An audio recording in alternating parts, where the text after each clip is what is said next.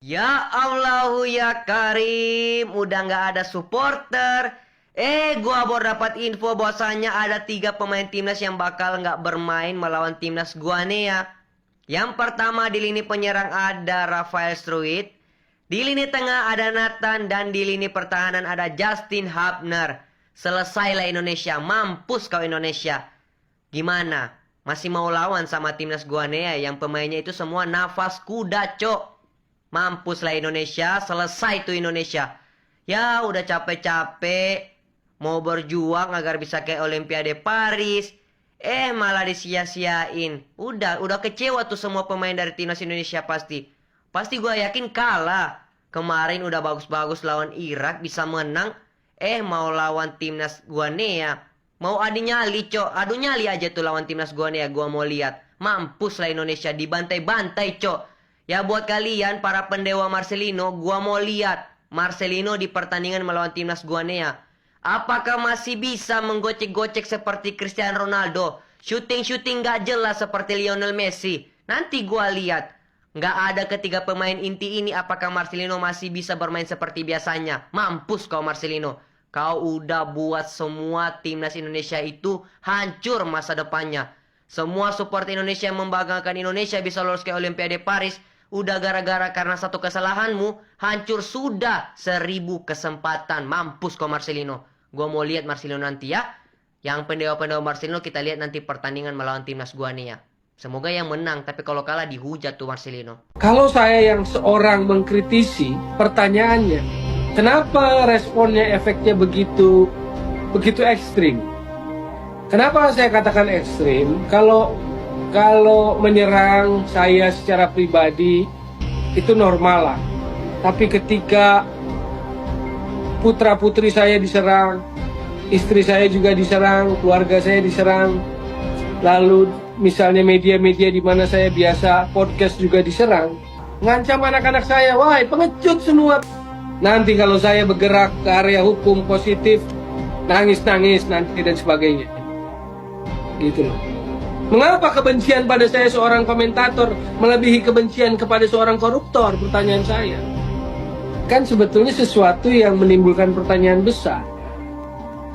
Lalu kalau kita alergi pada kritik, lalu kita harus menyerang.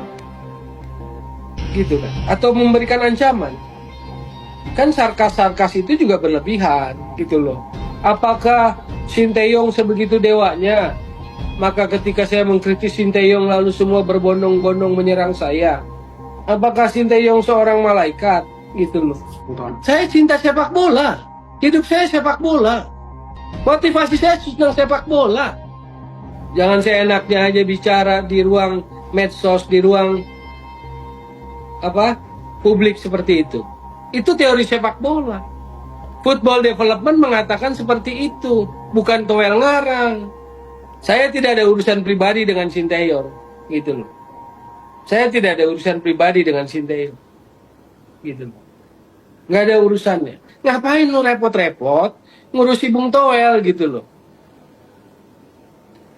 Satu orang, pecahan beling di tengah lautan pesta. Why? Assalamualaikum warahmatullahi wabarakatuh. Salam Om Swastiastu, Namo Buddhaya, salam kebajikan dan salam sejahtera untuk kita semua. Saudaraku sebangsa dan setanah air, para pecinta bola mania di mana saja kalian berada, salam olahraga. Ya, ternyata tidak hanya Towel, sekarang sudah ada pengikutnya selain M. Tahir, selain Anjasa Semara. Dan manusia-manusia seperti ini adalah manusia-manusia yang mau merusak para pemain timnas kita. Manusia-manusia yang memang dengan unsur sengajanya mau menghancurkan karir para pemain timnas kita. Dulu kita hanya kenal Towel. Tidak lama muncul Anjasa Semara. Tidak lama lagi muncul M. Tahir. Dan sekarang muncul lagi manusia bangsat, manusia sundal yang satu ini tadi. Manusia-manusia pengecut seperti ini, ayo para pendukung timnas, kita jangan pernah tinggal diam. Karena inilah manusia-manusia hama, manusia-manusia penghambat tentang kemajuan dunia sepak bola di bangsa ini. Ketika seorang Towel mengkritisi Coach Sintayong, prestasi apa yang sudah dipersembahkan Towel untuk bangsa ini? Atau prestasi apa yang telah dipersembahkan lewat timnas Indonesia? Pada tahun yang lalu-lalu sebelum Coach Sintayong melatih timnas Indonesia, apa yang telah dilakukan oleh Towel untuk bangsa ini? Inilah ciri khas manusia sakit jiwa, manusia-manusia pengecut, manusia-manusia sundal. Ketika dia mengatakan para pecinta bola mania menyerang dia, menyerang istrinya, menyerang anak-anaknya, dia katakan pengecut, padahal yang sebenarnya manusia pengecut itu adalah dirinya sendiri. Para pecinta bola mania menyerang dirinya karena memang kritikan-kritikan dia itu tidak bermutu. Kritikan yang tidak membangun. Sehingga para pecinta bola mania itu marah. Sekali lagi saya mengajak kepada para pecinta bola mania di mana saja kalian berada, ayo kita harus tetap menjadi pendukung sejati, menjadi supporter sejati yang siap dukung kalah dan menang untuk timnas Indonesia. Karena itu merupakan motivasi terbesar untuk mereka yang saat ini sedang berjuang membela bangsa dan negara ini. Mereka berjuang untuk mengangkat marwah dari bangsa Indonesia ini, bukan untuk kepentingan keluarga mereka sendiri. Marilah gunakan logika akal sehat kita. Jangan jadi manusia pengecut. Jangan jadi manusia sundal. Jangan jadi manusia yang tidak tahu bersyukur dan tidak tahu berterima kasih. Seorang Towel layak dihujat, iya. Layak dikritik, iya. Tidak heran bila pada akhirnya anak dan istrinya pun menjadi korban. Karena rakyat Indonesia yang cinta akan bola ini sudah muak sebenarnya. Muak dengan manusia yang selalu mengkritisi timnas Indonesia. Yang selalu mengkritisi Coach Sintayong maupun PSSI. Ayo, mari kita lanjutkan lagi. Semenjak si Towel ini membeda-bedakan antara pemain lokal dengan pemain keturunan, ini ternyata berdampak negatif terhadap mental pemain timnas kita. Karena begini, contohnya tadi malam deh, yang pertama kali ngegolin tuh kan pemain keturunan tuh, si Ivar Jenner kalau nggak salah. Lalu kemudian disusul oleh tindakan-tindakan Marcelino Ferdinand yang pemain lokal yang kesannya itu individualisme. Kenapa bisa muncul mental individualisme di Marcelino Ferdinand? Yaitu karena adanya pembedaan antara pemain lokal dengan pemain keturunan. Jadi seakan-akan Marcelino Ferdinand itu ingin menunjukkan, kalau pemain keturunan bisa hebat, bisa cetak gol, gua juga bisa nih pemain lokal cetak gol. Akhirnya terjadilah individualisme, tidak lagi kerja tim. Karena apa? Karena adanya pengkotak-kotakan, pembedaan antara pemain lokal dan pemain keturunan. Udah, sekarang kita fokus mau lawan Junia menuju Paris. Udah, si Towel tuh gak usah komen-komen lagi kayak begitu-begitu, karena itu merusak mental pemain timnas. Bayangin coach, gue gak nyindir siapapun ya. Timnas menang, dia aja gak happy gitu mukanya. I don't get it. Don't get it. I Don't get it. don't Lu get boleh it. berbeda dengan STY, berbeda dengan Erik, berbeda dengan Koci, Yeah, tapi yeah. this is our national team. This is our national team, dan kalau kita lihat ini kan setelah pemilu. Jadi berpihak ke siapa sebenarnya? Pemilu itu penuh dengan hujatan, Iya, hoax, iya, iya. fitnah dan Sorry lah ya. lain-lain. Sepak bola ini U23 loh. Mengembalikan Menyatukan kan pemersatu masyarakat bangsa. Indonesia dengan 275 Gila, 80 stadion juta penuh dengan Iya. orang Indonesia. Gila Semua itu. stadion benar-benar menyatukan. Iya. Kok ada orang yang Nobar di memecah mana-mana. belah yang Iya. nggak suka kalau kita berjadi Iya. bersatu? Nggak masuk akal untuk gue. Ya, jangan seperti itu teman-teman. Kita berikan mereka semangat. Kalau kita mau memberikan kritik, ya berikan juga saran, ya kan? Seperti yang biasa saya lakukan. Tapi ini kan seandainya digelar secara tertutup, nah ini bisa juga menguntungkan bagi Guinea. Karena ya para pemain Guinea mungkin ya akan lebih tenang lagi untuk bermain. Kalau seandainya ada supporter Indonesia juga, walaupun supporter mereka banyak, sedikit banyak akan terganggu lah para pemain mereka. Dan saya yakin supporter kita juga tidak kalah jumlahnya dengan para supporter mereka. Dan pasti nanti kan jatahnya kan akan dibagi. Dan kita tahu lah lobby kita kan biasanya bagus ya untuk meminta jumlah tiket. Tapi yang saya ada baca juga follow up dari berita ini bahwa kemungkinan akan ada lobby dari PSSI ini. Saya nggak tahu nih benar atau enggak. Kemungkinan akan ada lobby dari PSSI untuk agar pertandingan ini digelar secara terbuka. Nah, jika itu bisa dilakukan oleh PSSI, ya itu akan menguntungkan juga sih bagi masing-masing tim, karena nanti ya supporter bisa hadir di dalam stadion, tapi tergantung lagi dari kapasitas kan. Bisa handle gak supporter sebegitu banyak, apalagi ini kan seperti pertandingan final. Jadi menurut saya ini adalah semacam kerugian juga bagi masing-masing tim. Artinya ya para pemain nanti yang bermain harus bisa betul-betul fokus dengan rencana permainan dari pelatih mereka. Dari Sintayong ya strateginya mau seperti apa, ini 90 menit loh. Kalah out udah, gak ada lagi pertandingan selanjutnya. Bagi Guinea juga sama. Nah memang sih Guinea ini kan istirahat lebih lama ya, tapi bukan berarti itu menguntungkan bagi mereka. Justru para pemain kita yang sebetulnya sudah mendapatkan momentum kan, sudah mendapatkan irama permainan. Tapi selain itu juga yang mengkhawatirkan, yang saya baca beritanya tadi siang adalah tentang kondisi fisik dari para pemain yang mereka mengalami kelelahan ya. Ya tentu ini adalah kelelahan secara fisik ya. Kalau secara mental seharusnya mereka gak down dong ya. Mereka harus tetap kuat ya, harus tetap kuat mental mereka ya. Sewaktu pertandingan Indonesia lawan Irak, ternyata Roberto Mancini ikut nonton loh guys. Pelatih Arab Saudi ini duduk di kursi VIP bareng sama Hamda Hamedan. Hamda Hamedan ini staf ahli dari Kemenpora. Terus selama pertandingan, kayaknya udah selesai pertandingan, mungkin Pak Hamda nanya-nanya gitu, iseng-iseng nanya ke Mancini. Kira-kira gimana sih tanggapan beliau tentang permainan timnas U23? Kata Mancini sendiri, Indonesia sudah bermain dengan baik, gitu, udah sangat bagus. Terus ditanya nih, kira-kira ada potensi nggak sih pemain-pemain mana aja yang bisa berkarir di luar? Mancini nyebut nih beberapa nomor, ada nomor 7, 10, 6, sama 23. Terus dia bilang, coba kasih tahu nama mereka siapa aja. Tulis nih sama Pak Hamdan, Marcelino, Hubner, Ivar, sama Nathan. Orang awam juga kalau ngelihat permainan kemarin waktu lawan Irak udah tahu banget siapa aja pemain-pemain yang beneran pantes banget untuk berkarir di luar. Terlepas banyak yang ngebully salah satu pemain yang seharusnya kenapa ya? Kalian bisa ngelihat sendiri, pelatih sekelas Roberto Mancini aja bilang bahwa permainan Marcelino tuh bagus. Jadi kurang-kurangin lah ya toksiknya, apalagi sampai nyerang ke akun KMSK Deinse tuh aneh banget itu, sampai minta-minta Marcelino dikeluarin tuh aneh sekali. Kalau menurut kalian siapa lagi kira-kira pemain timnas yang cocok untuk berkarir di luar negeri? Wow, ini dia 4 pemain menurut Roberto Mancini dan juga asistennya yang menonjol pada saat laga Indonesia U23 menghadapi Irak U23. Yang pertama ada Marcelino Ferdinand, yang kedua ada Justin Hubner, yang ketiga ada Ivar Jenner, dan yang keempat ada Nathan Chuaon. Jadi 4 pemain ini menurut Roberto Mancini paling menonjol dan bahkan katanya bisa bermain di Serie B. Ya, kualitasnya itu bisa bersaing di Serie B. Dan ini dipost di Instagramnya Pak Hamdan Hamedan. Jadi valid ya, fotonya aja valid, berarti benar-benar ketemu.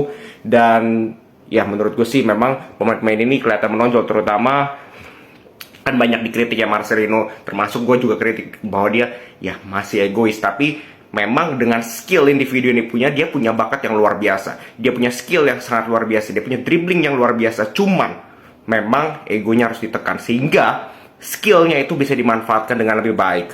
Justin Hubner juga sama, ya tidak perlu diragukan lagi walaupun kemarin bikin blunder, tapi secara overall mainnya luar biasa. Ivar Jenner pun demikian, dan apalagi Nathan Chuaon. Jadi ya gue sih setuju dengan Roberto Mancini. Oke, segitu dulu. Seorang Roberto Mancini saja mengakui kehebatan dari Marcelino Ferdinand serta ketiga pemain naturalisasi ini. Tetapi kita orang Indonesia malah menghujat Marcelino Ferdinand sampai habis-habisan. Inilah kedangkalan dimiliki oleh kita sebagai supporter. Kita tidak pernah memahami lelahnya mereka di lapangan dan perjuangan mereka di lapangan itu seperti apa. Yang kita tahu hanya mengkritik, menghujat, nonton di HP, nonton di depan televisi, lalu setelah itu menang dipuja-puji, kalah dicaci maki. Itulah ciri khas pendukung pengecut namanya. Pendukung yang tidak sejati. Padahal sebagai supporter sejati, kalau kita benar-benar mencintai bangsa ini, mencintai timnas Indonesia, pastinya kita siap untuk berada di belakang mereka, entah itu di saat menang maupun kalah.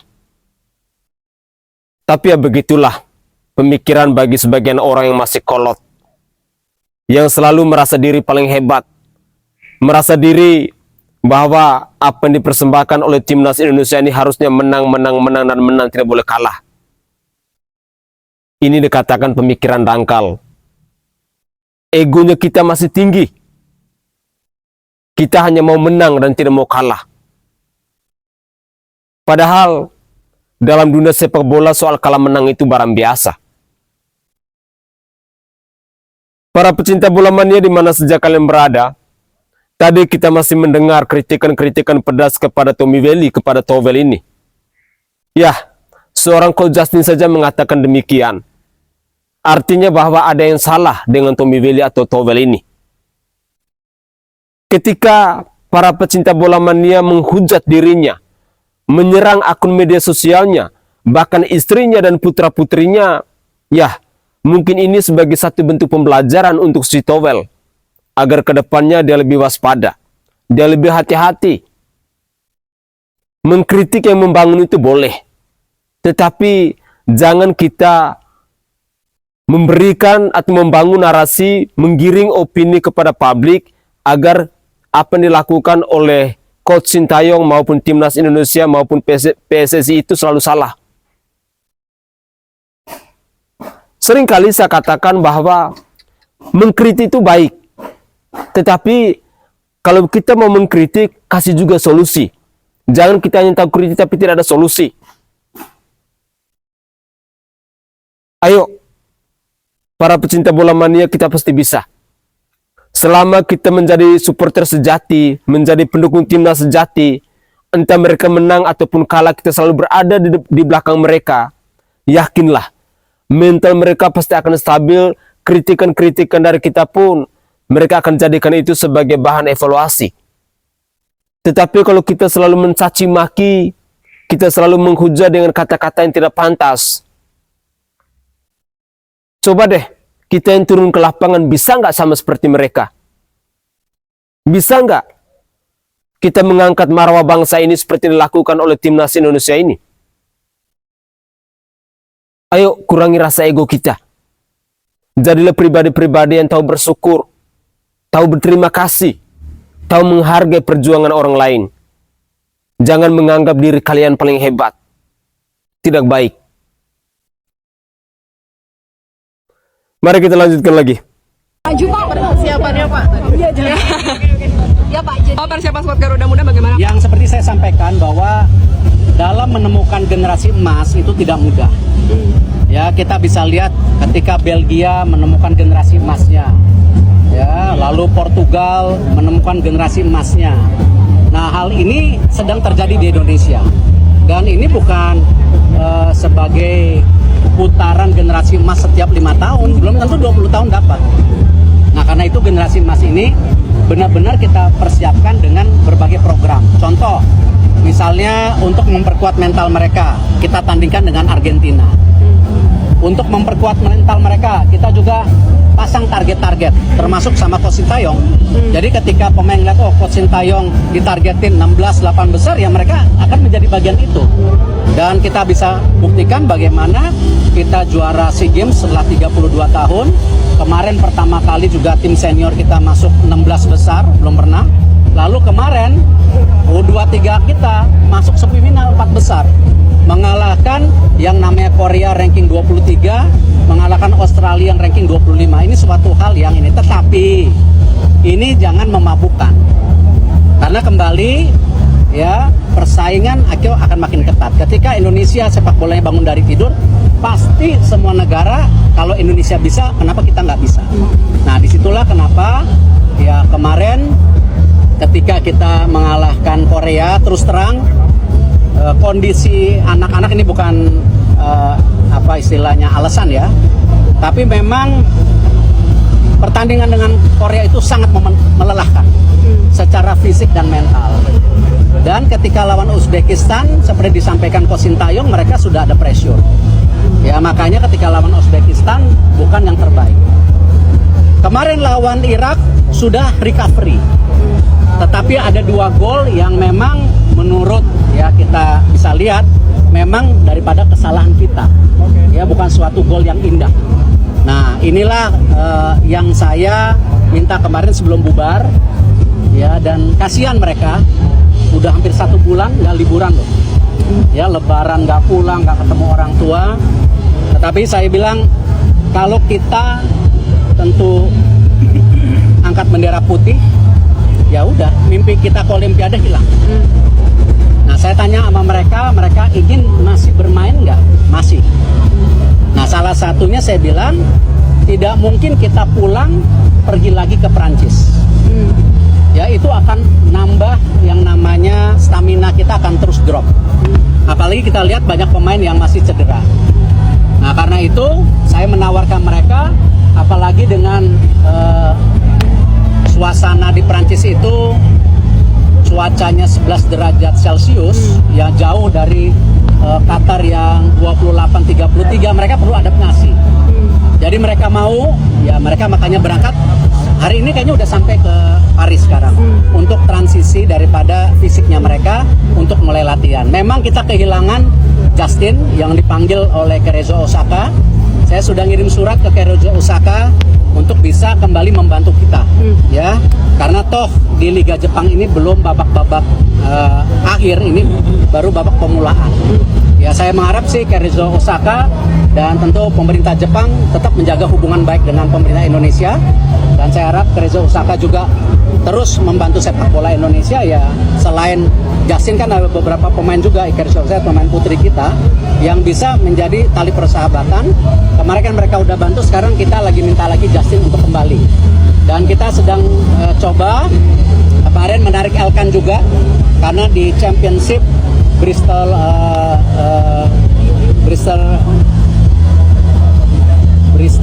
City atau Rovers ya, itu Bristol Rovers sudah tidak bermain. Ipswich juga udah naik ke Premier League. Nah kita lagi coba merayu untuk bisa melepaskan, tetapi Justin dan Elkan mau. Jadi kalau ini bisa semuanya gabung di Paris, ini kekuatan penuh pertama kita, ya selama ini, ya kita lihat kemungkinan itu. Dengan kemenangan Jepang tadi malam 1-0 atas Uzbekistan, selesai sudah ajang AFC U23. Selamat atas kemenangan Blue Lock Team alias Jepang yang mengukuhkan diri menjadi juara Piala Asia tahun ini. Indonesia sendiri mengukuhkan diri di peringkat keempat. Kita jauh lebih unggul dari Korea Selatan, Vietnam, Thailand, bahkan Australia. Harusnya pada bangga ya kalian ya, bangga, stop bully-bully pemain. By the way, kalian ngikutin Blue Lock nggak sih? Maksudnya anime atau mangganya. Kalau gue ngikutin, jadi sebelum Blue Lock-nya animenya keluar tuh gue udah ngikutin mangganya terlebih dahulu. Tapi gue lebih suka Awashi. Kalian ngikutin itu juga nggak? Nonton nggak? Dulu diputer, bukan dulu, sampai sekarang masih ada sih di Disney Star, di Disney Plus. Gue lebih suka Awashi karena pengembangan karakternya gitu. Jadi kayak dari dia yang kayak mikir, oh dia udah jago sepak bola, ternyata banyak hal yang harus dia pelajari sampai akhirnya dia jadi wonderkid. Siapa tahu kalian penasaran dengan hadiah yang diterima tim-tim yang bertanding di AFC ini. Jepang otomatis karena juara dapat $5 juta. Runner up dapat $3 juta, terus semifinalis yang kalah tuh dapat $1 juta.